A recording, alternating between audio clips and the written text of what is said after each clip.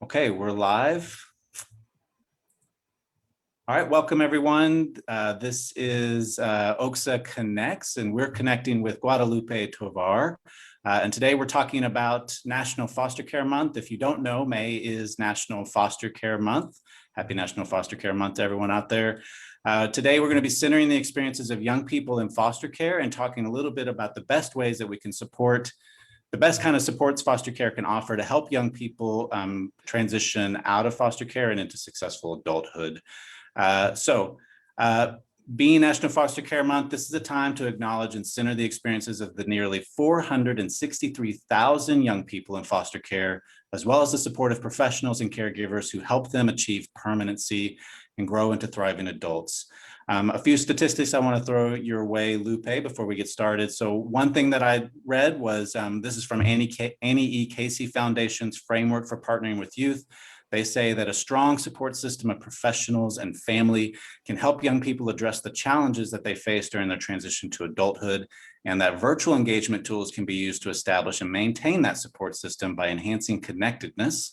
And then another interesting thing I read, and this is from the Children's Bureau, was that in addition to supporting brain development, encouraging young people to be active participants in planning their own lives supports the development of leadership skills, improves self-esteem, and helps form these critical social connections. And I thought those two statistics were very interesting. And so I thought I'd throw them out there. So before I open up with a question for you, Guadalupe, I first wanted to kind of let our guests know who you are and say a little bit about you. Although I was looking at your biography and all the things that you've done, and it would take half of our interview time to really explain all of it. So I'll just sum it up by saying that you have over 15 years of experience in the areas of child welfare, professional development, and empowering stakeholder engagement within the child welfare field. You're currently the National Youth and Transition Database Manager at JBS International Incorporated, and in that role, guide a national pool of over 30 federally trained NIDed reviewers between the ages of 18 and 25. You have advocacy experience at the local, state, and federal level to affect change in child welfare systems. In 2015, as a matter of fact, the White House recognized Lupe as a foster care youth champion of change. And in 2018, Lupe was awarded the Alumni Award in the Casey Excellence for Children Awards program, which recognizes individuals from around the country who are making exceptional contributions to improving child welfare in America. Lupe has a passion for mentoring and coaching the next generation of change makers, and under her leadership, the NIDed Project has been recognized several times as a blueprint for how to coach and develop young consultants to provide technical assistance to states about child welfare issues. Wow, that's a lot, Lupe. How are you doing? I'm okay. That was a lot. I'm glad you cut it down some. Yes, I cut it way down. So if and we'll let the guests know how to find out more about you, Lupe, down the way. But the first thing I wanted to do was kind of just open it up, and you've always had kind of a role in kind of the campaign known as May as National Foster Care Month. And so I wanted to start with just kind of asking you, can you tell us a little bit about the history of this kind of awareness raising campaign? Sure. Thanks everyone for inviting me here today. And if you do get a chance, just let me know where you're calling in from in the state and your role in child welfare. I always like to know who's in the virtual room with us. So in terms of the history of Foster Care Month, it started actually 33 years ago. In preparing for this, I asked some of the planners from the federal government on the history of it, and it started even way before then. And a hopeful note is it will continue on if we continue to uplift this cause as well, because of President Reagan in 1988 announced the first National Foster Care Month ever in our country. And so I wanted to share that little fun fact that we don't often hear about. I also wanted to share that it's definitely a collaborative effort that includes organizations, young people, foster parents, other systems like the Department of Education. So there's a huge collaborative effort that goes into place, and literally they start planning it a month after this recognition month ends. And it's been an honor to be a part of that since, I want to say 2006, in different capacities. And now as myself, which is super fun. And I let them know that we would be talking about the campaign here too. And so we will drop the website link Yes. so that you guys can reference it later. So no matter the information we share today, we'll share all the resources so you can revisit them later. I did also want to uplift that this isn't the only awareness month that the federal government recognizes. April was Child Abuse Prevention Month, and then Yes. November is National Adoption Month. And so those are the three federally planned campaigns from the Children's Bureau. Awesome. Yeah, I find often, and this is true for myself as well, as someone who was not involved in the foster care system personally, that I wasn't really aware of the foster care system until I became a professional. And so it's almost like if you're not inside that bubble or you don't have lived experiences necessarily with that system, that you aren't very aware Yeah.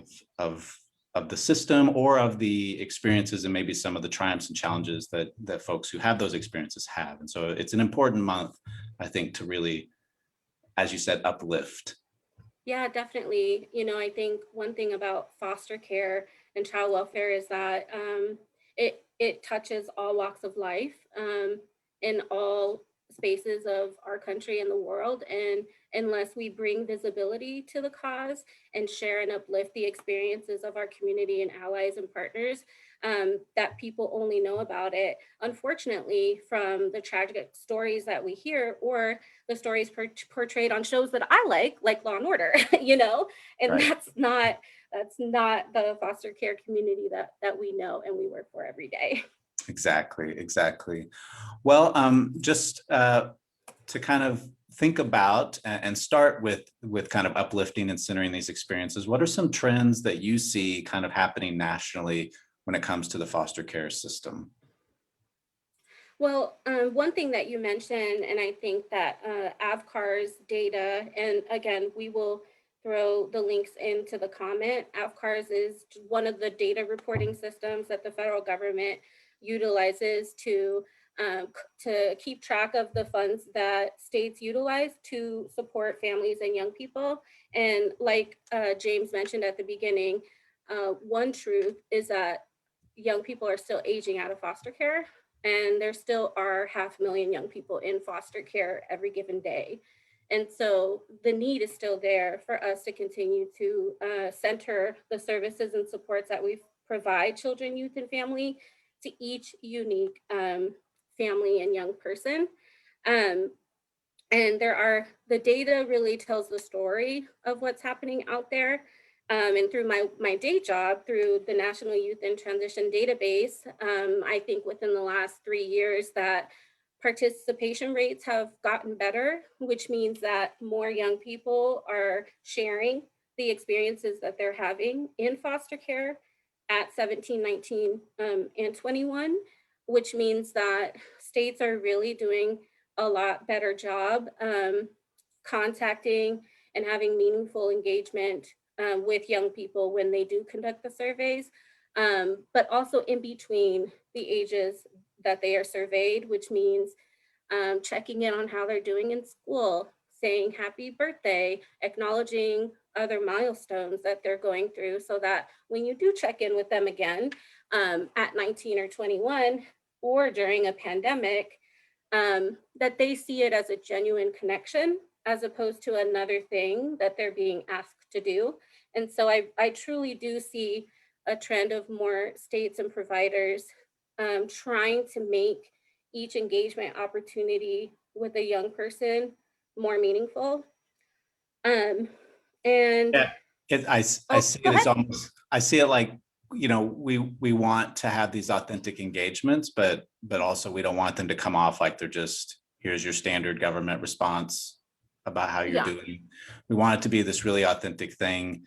And because at least from what I've read, and you can speak on this a little bit, that it's really those personal connections and those personal interactions and the messages that they send that kind of really make the difference between feeling like I'm someone who's has a space where I'm inclusive and I'm cared about and I'm appreciated and celebrated, or I'm just someone to be managed, which I think there's a big difference in those messages. Yeah, I mean, I think, yeah, that's definitely true. And I saw that my family's in the chat here, so it made me smile. Yes. Because it still matters when you're closer to 40 than you are to 30 to have your cheering squad. Um, Yes. and so to your point with engagement, there is a job, right? Child Yes. welfare is a job, right? You want to make sure that a young person is getting the services that they need.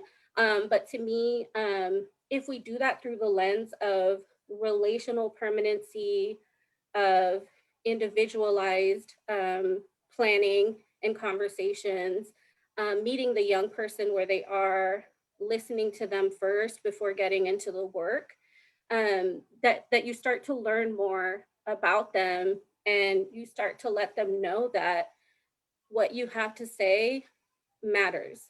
Even if it's asking them, how are you doing today?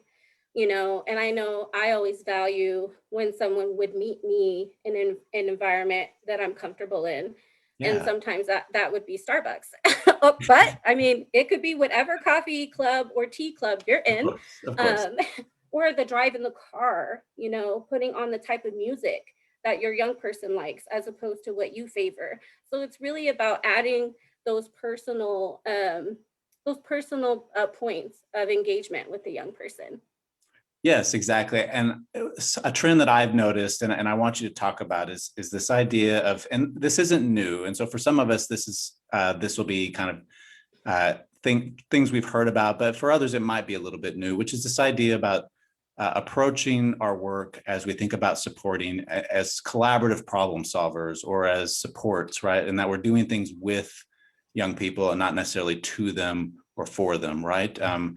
So maybe traditionally foster care may have been viewed as a replacement, right? To replace something else. But now we want to start thinking about foster care as support, right? As a part of this collaborative space where we're working together to solve challenging problems. Can you speak a little bit about that trend, or have you noticed the same trend? Well, yeah, definitely. And I think other systems that mirror this type of work are like when you go to your doctor or when you go to a therapist or a clinician, it's really about the individual and it's human centered or family centered, And Yeah. so it's starting with, for example, when creating an independent living plan or even Yes. a to-do list, a to-do list. We can start with a daily to-do list. Yes. um, I can't make your to-do list on what your priorities are tomorrow or where I can have a meeting with you Right. tomorrow if I don't first ask you, like what's on your plate today? What's on your plate this week? And that can even change hour by hour. So for me, truly being collaborative is seeing the young person and their family as like their life guide, their cultural guide. It really makes your work easier if you include um, their insight, their input, and their needs, because then they're going to write this plan with you because it's their plan, you know? Yeah. I'm almost hearing you say, like, in terms of partnership, the young person and their family, they're bringing the expertise to that partnership. And maybe we as professionals are bringing our power or our Mhm. access or our skill sets in terms of service Yeah, provision, yeah, right? And that's how yeah. the partnership kind of works together.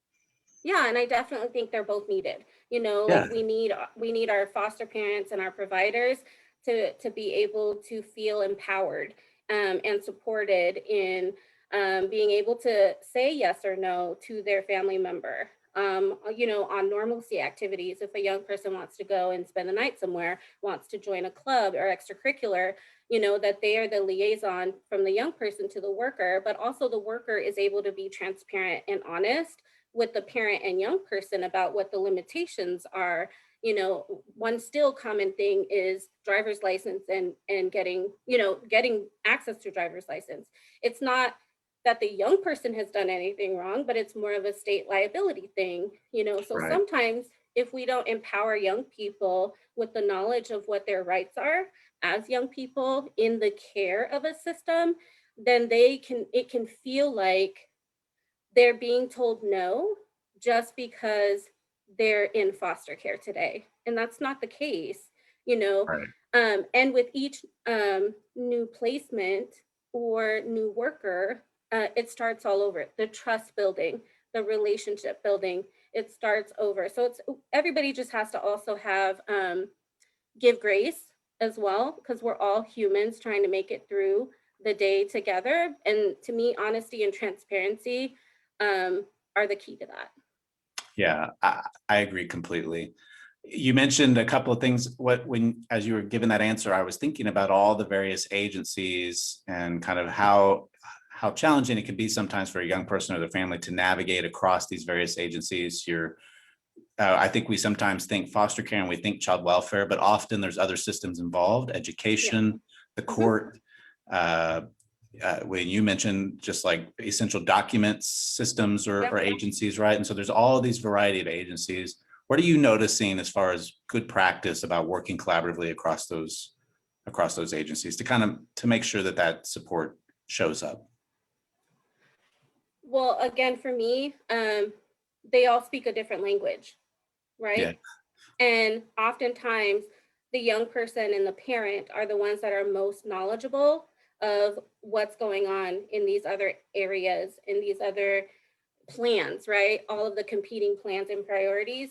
So, again, it is empowering our young people and families to be the knowledge keepers of what's going on, so that one, the parent isn't always having to ask for the same thing over and over again. So the young person isn't feeling let down over and over again, like nothing's being pushed forward.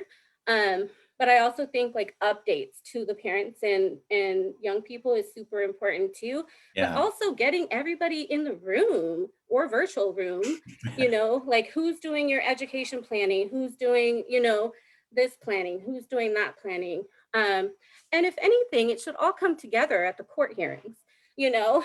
And so yeah, just ensuring that the young person is invited to every level of the work, if they, an invitation at minimum for the parent and the young person.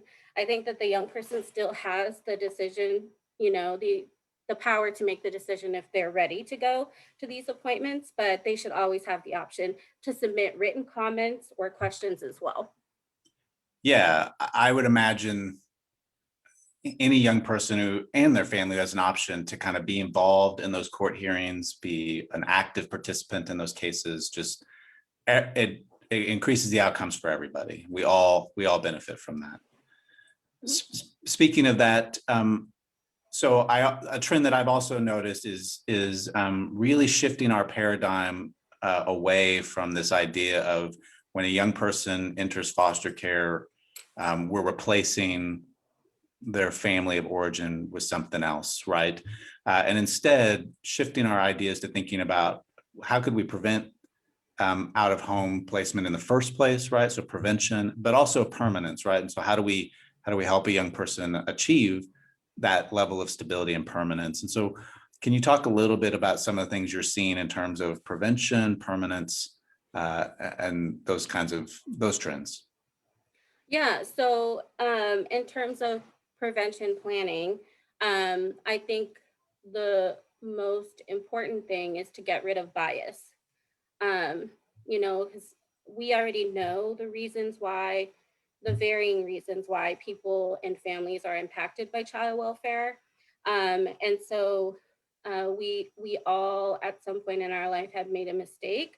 Some people get stuck in that mistake, or if it's an addiction, or if it's a mental health crisis, or if it's something else, and to feel like you're at the point of no return, and then you get your children taken away on top of that, and you're expected to bounce back and be ready to let that go.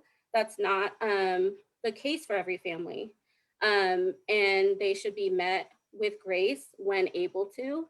I also do think that for some cases, the termination of parental rights is also necessary, and then permanency planning should be the next goal with wraparound supports to the family that the young person is in. But I do think that it takes a strong foster parent as well to prioritize.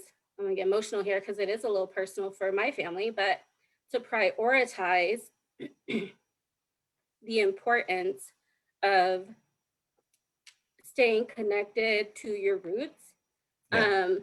to your identity, to your history, because it all shapes who you are when you're at a stage in life when you feel the most loved and supported. You want to share that Yes. with someone else without it hurting as much as it once did, you know? But I think Exactly. when someone is in the mix of it and they're expected to become a robot and just go through the motions, that it takes a certain type of foster parent and training of foster parents um, to maximize the time that you have with a young person, even if it truly is temporary. Yeah. That the role that you play in that young person's life for that limited time will have a lasting impact on their life. Yeah. We're not thinking about things in terms of taking away, but thinking about what are we adding to. And Exactly. and and I really loved what you said in the beginning about kind of checking your biases at the door as best you can. Not all of those Mhm. biases we're aware of, but always being thoughtful that they're there, right? And that we want to be thoughtful of those moving forward. You bring up this really good point about, and again, I want to thank you so much for coming on and sharing Of and putting course. yourself out there. It's a big deal, and I think people really benefit from your expertise. And so, speaking of your expertise, you mentioned it takes a really strong foster parent that kind of has the right skill set, right? And I agree with you completely as a fellow trainer and fellow person who does professional development. And so I'm interested about your ideas about kind of what are those ways that foster parents or youth workers, if you work in a residential facility or some other form of placement, what are those ways that a supportive adult kind of develops those meaningful connections, or what skills kind of would make this strong supportive foster parent? So let me give the disclaimer that I am a godmom and an auntie and a sister Sure. first, and I am a mentor and a coach to many young people who are in their mid to late 20s. And so I'm not coming from the lens of myself being a foster parent, but I have heard and held space for many foster parents in my career. Um, and things that I've heard that have helped them is having access to the information when something has come up, having a one stop place when they are in need of an emergency support or something like that, that they know who their people are that can help them. Trauma informed care is super important, and not just a one time training, but ongoing training that is meaningful, and that they can put into practice within their family. I also think that just like with youth leadership networks across the country, that that foster parents need a network of fellow foster parents, who are going through the life motions with each other. Yeah, Um, like a peer-to-peer support. Uh, yeah, yeah, great. Yeah, because there's definitely, it has its own language and its own vibe that is similar and different to, parents of young people who haven't been through foster care, and it's equally as valuable. And honestly, I have been in some of those circles and they are hilarious. Like, because it's really just like parents talking about parent things. Yeah, Not everything is stigmatized, not everything is medical. right. Sometimes it's just like, we needed a date night. And so, and their young person knows that, or, um, instilling traditions within the family, folding their traditions into the family. So, as normal as we can make the family experiences too, the better. Excellent.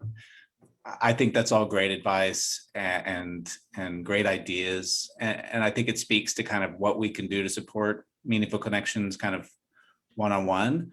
are there things that communities can do also? Because I think sometimes, like I said at the beginning of this interview, and I use my own personal experience, like if you're not part of the foster care system in one way, shape, or another, you may not even be aware of it, right? It kind of becomes hidden within our communities. And so what are some ways that communities can lift up the needs of young people in foster care kind of at that community level? You know what? I think that the pandemic is a really good example of what's possible in communities when they realize that you're all fighting the same battle. And Yeah. it was COVID-19. The compassion that came from the community felt so refreshing. And to me, foster care is another type of pandemic. The needs Mm. are always there. Um, the gaps in services are often chosen last.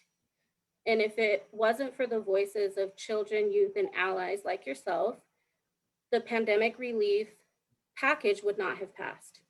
And that is people sharing their heart and their struggle.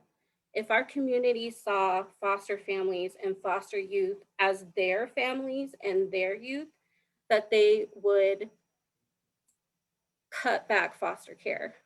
Young people would reach permanency at greater speeds if it Yeah. was seen as a community's responsibility. And I haven't really thought of it in this context before, but when you think about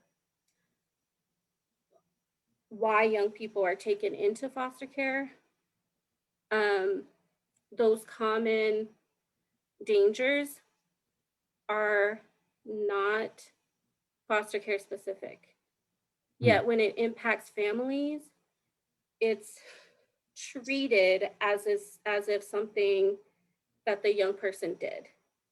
When Right. oftentimes, um, at whatever reason occurred in that family, it's at the adults in their lives who are going through something. Correct. Yet that feeling that the parents are going through lingers with the young person throughout the life of their case. And oftentimes, that shame that they feel when they're taken into foster care, unless it is nourished and replaced with that energy of love and support and honesty and transparency, then that gets bigger. Right. And I imagine it would only grow in the healing if other members of the community also express that same level of compassion and love. As you know, I think about 100%. young people who've expressed to me when I worked with young people kind of concern and anxiety about going back to school, right? Or Mhm. anxiety about, revealing their experiences to members at a church or at some other kind of community space where they want to share their authentic self, which includes this experience Yeah. that they've had, but are worried about kind of the way they'll be treated as a result. And I thought it was Yeah. really powerful what you said about treating um, foster care similar to a pandemic, right? That it's this issue that requires a response from all of us kind of collectively. I think that's very powerful to think of it in that way. A generous response. I mean, I think many of us can relate to if you needed to get a food box during this time, if you Yes, needed the stimulus check, I if you remember. needed to help a family member pay a bill or get groceries. Nobody asked a second or third question, or went and helped to babysit or hang out with somebody, or call somebody just to make sure they were okay, even though we were all in isolation. Nobody thought twice about asking someone, how are you today? And this was just under COVID. If Yeah. we thought about people going through a mental health crisis, literally the loss of their family multiple times, a different placement, missing their sibling, um, you know, if we reacted from a place of empathy and compassion and listening first, and then helping to build up skills to strengthen and to move forward and heal, I think it would really change things in child welfare.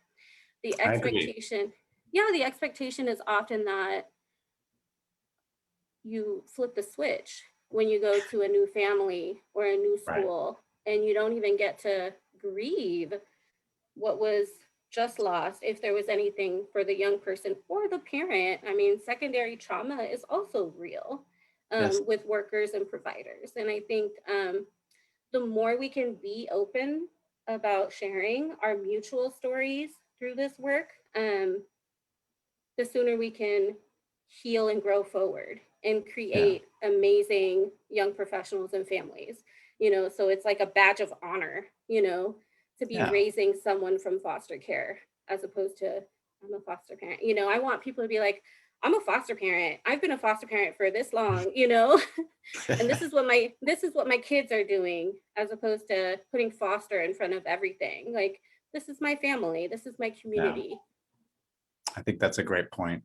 And I just like this idea of, I think we as individuals and we as a community have to be thinking about, the space that we create around us. And is that Yeah. space somewhere where someone can feel like it's safe to be authentic, that it's safe, as you said, to go through a process, and that process of transformation has a lot of steps, from grief and mourning, to growing and stretching, and everything in between, right? That it's not a light switch, it's a Hmm. process, and it's a journey, really. And so, do we create space where that journey is possible and easier, or are we becoming barriers in that journey? I think is important. Well, one of the things we can all do is we can kind of support Foster Care Month and help spread the word about raising awareness. Hmm. If folks notice, Lupe and I are both wearing the color blue, and there's meaning behind Hmm. that. Lupe has a bracelet on. So what's the significance of the blue, Lupe? Well, similar to other campaigns, Foster Care Month, the color blue has kind of been embraced, to indicate the cause of child welfare. I think Autism Awareness also uses blue, shares blue with us. I did have a ribbon somewhere. I'm gonna slap my hand after. But blue is where it's at, and obviously my shirt is a different label as well. You can do it in multiple ways. But again, it's like your sign, right? It's like your sign. Like, if somebody sees this when you're out and about or at the office, they may ask you about it. So Yeah. it's really just letting people know this is a safe place to talk about it or ask questions. Okay. If folks want to, in addition to kind of wearing blue or wearing kind of branding, to kind of get folks to ask you questions about it, also many of us are on social media. So what are some ways we can kind of support Foster Care Month through our social media pages or our other Yeah. types of networks? Yeah, and I just also want to say that even if you don't want to do any of that, what you're doing day to day is amazing, and you can personalize your office, or when you're talking with a young person, you can go blue in your personal spaces as well. You can select a social media frame from the website that we'll put in the comments. You can add it to your signature line of your work email. Just May is Foster Care Month, and here's a link. You don't really have to say anything. The onus is on the person that's receiving your email. You can donate or shop through programs that support foster care. You can, uh, shop someone's Etsy shop who has former foster care experience. There's authors who have lived experience in foster care, or social workers. I encourage you to, check some of those out. Um, Send gift cards, Starbucks cards or something, or whatever. I'm not trying to endorse Starbucks at all, but it happens. Or you can just take an extra moment to call or check in on someone. And there doesn't even have to be an agenda, but for yourself where it's coming from. You can volunteer to hold a circle of a virtual Zoom night or something for fellow parents or something like that. And you can also demystify stereotypes of young people or the foster care field when you hear them. Um, and you can share the real stories that people have given permission for the campaign to share.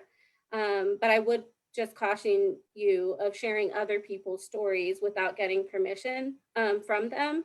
Uh, so the campaign has ones that available that they've worked with young people in a very supportive way to uplift their different and varying experiences.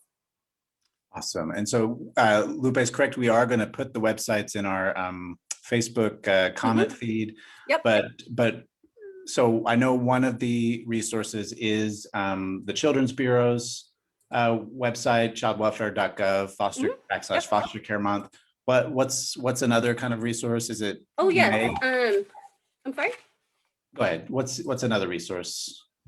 Yeah, so I did want to uplift some resources for birth and foster parents, and I got a couple of them. So one is the birth and foster parent relationship tool, and we'll drop that down. And then Family Youth Voices United also has a tool. As I said, this may be new, like empowering the voices of a disenfranchised community. It it takes practice. You know, I would never feel for the longest time comfortable talking to people in public like this. This feels like public to me, even though it's virtual. But even still now, if I'm accessing any part of my lived experience or shared experience, I have to prepare myself before, during, and after. And I think that it's such a valuable tool to pass forward to those from the field as well. Awesome. What about for the young persons themselves? So for young people who have experiences in foster care, what are some resources that you could share with them? So one that's kind of commonly used out there is strategic sharing. SAMHSA has one, Foster Club has one, so we'll plug that in. But I also think that like creating a life fact sheet for yourself is super helpful. Like, who are your VIPs in your life? Who are your supportive adults? Who's your lead contact at the department? Who do you contact for education needs? I think what can get heavy and uncomfortable is not knowing who your people are. And I think people who are like assigned to your support services is helpful, but also people outside of that. Like who is your friend in your community, in your family, in your church, in school? And if you can't answer those yet, that's okay. You can seek out relationships at any time, positive, uplifting relationships. There is no time limit on adding amazing relationships to your life. Awesome. Awesome. Well, if folks wanted to get in touch with you, Lupe, how could they do that? Ooh, I'm on LinkedIn. Okay. Does that work? Yeah, Lupe Tovar on LinkedIn.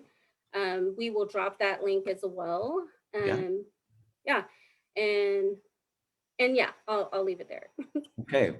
Well, so I just want to say we're going to open it up for anyone in the audience that may have questions for you. But first, I just want to say thank you so much for all your invaluable information, and especially your passion about supporting young people and their families who have experienced the foster care system. I think it just shines right through, and it just comes out. And I've always been impressed by that as long as I've known you. And you do such great work out there. So thank you so much for taking time out of your busy schedule to come and chat with us. Do you have any final comments or any final things you'd like to say about the foster care system, or trends, or things that we can do to be supportive and an ally to help uplift folks?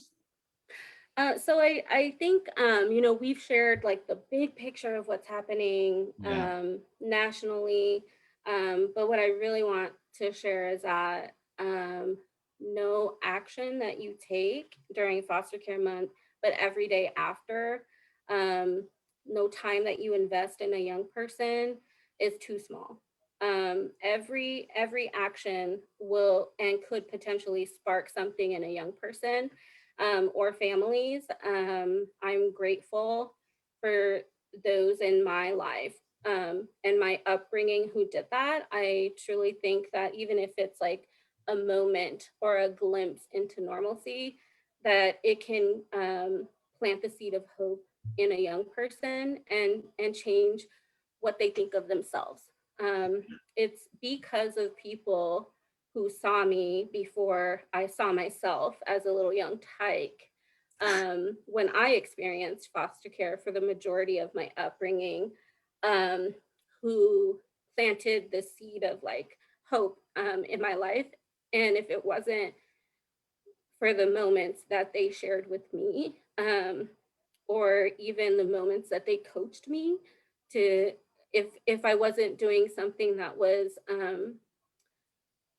beneficial to my life, or was just learning something and made a mistake, like in my career, and they told me you're worthy of more, or, don't let anybody who works with you leave working with you and feel this way or that way. Like always make sure that you take honor in the time you spend with people, that they really saved my life. And I truly believe that we all hold, that power. And so it doesn't have to be a huge action, it can just be one that you take, that can spark so much inspiration to a young person. Definitely. I couldn't have said it better myself. It always, no matter how much research or how much money we put into programming, at the end of the day, it always comes down to meaningful connections and the messages we send with our interactions with people. And they make such a huge difference.